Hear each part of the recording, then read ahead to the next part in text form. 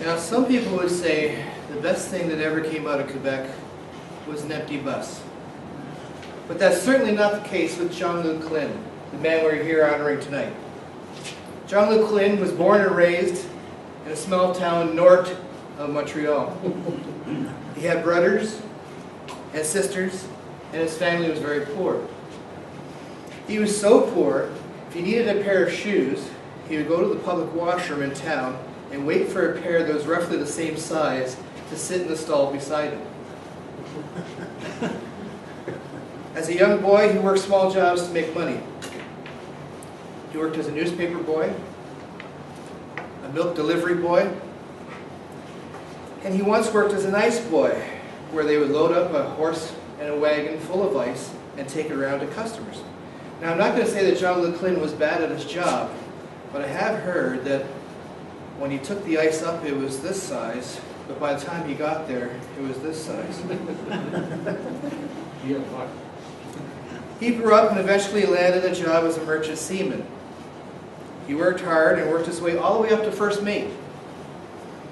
One night, he was standing on the bridge of the ship.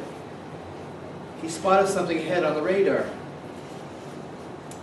He sent a message to the object advising them to adjust their course by 15 degrees to the south in order to avoid a collision.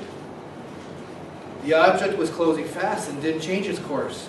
Instead, he got a message recommending that he divert his course 15 degrees to the north to avoid a collision. Jean-Luc then said, "I am the first mate of the Nipigon, the largest merchant ship in the Canadian fleet. I suggest you adjust your course now." Then he received the following message: "This is a lighthouse, you bonehead, it's your call." Jean-Luc is still with us, so I assume he adjusted his course that night. Later in life, Jean-Luc got lonely sailing the seas. He sent his picture to the Lonely Hearts Club, and they sent it back saying, "Sorry, we're not that lonely." Eventually, he decided to give up his life on the high seas. He fell in love with a girl from Welland. He got married, had children, and he got a job at Atlas Steels in Welland. It was there that Jean-Luc demonstrated his ingenuity and his ability to seize the opportunity. One day he was sitting at work beside a friend of his, a co-worker named Joe. And Joe said to him, "Jean-Luc, I bet you I could get the day off." So Joe gets up and he hangs upside down from his feet from the rafters of the ceiling. And the boss came in and says, "What are you doing?" And Joe says, "I'm a light bulb." The boss then says, "You've been working so much that you've gone crazy. I think you need to take the day off." So Jean-Luc starts to follow Joe out, and the boss says, "Where are you going?" And Jean-Luc says, "I'm going home. I can't work in the dark." Throughout his life, Jean-Luc gave back to the community. When his daughters got too old to go fishing and camping with him, he became a big brother.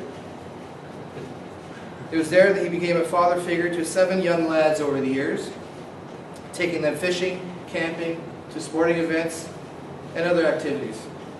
Even after his retirement, Jean-Luc didn't slow down. He became one of the oldest paper boys in the city when he signed up to deliver newspapers in his neighborhood. He even showed up to claim the little red bicycle that he won when he was declared Carrier of the Month.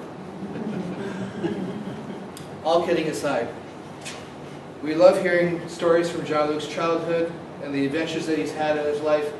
And I'd just like to say thank you, Jean-Luc, for being a member of this club.